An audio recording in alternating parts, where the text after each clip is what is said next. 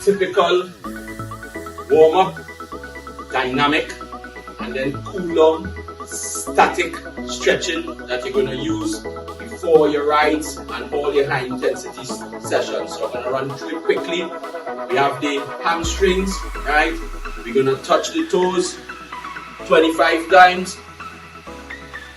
Right down, right down, right up, right down, right up. 25 times.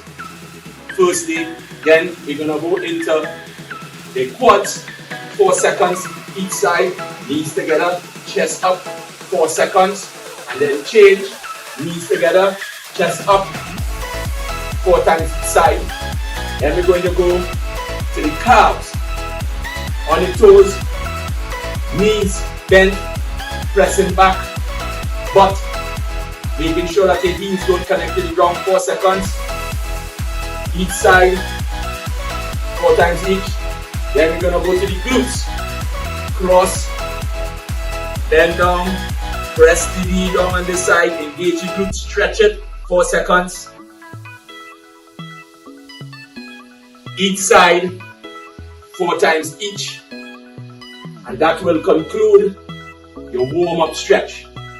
That is dynamic stretch. For your cool down stretch, you're going to hold here, open, and you're going to hold here, follow the directions, 1 minute, hamstring, then we're going to come, follow the instructions, quad, and quad, a specific amount of time allotted, then we're going to go to the calf,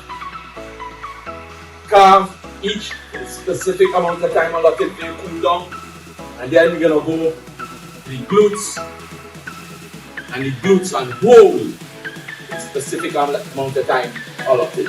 This is important to make sure and lengthen up muscle tissue, to relieve stress, to take the pressure off our joints, and to get your blood right back to the right viscosity by cooling your body down and bringing your heart rate back down to normal temperature, consistent with what you're going to do, which is normal activity.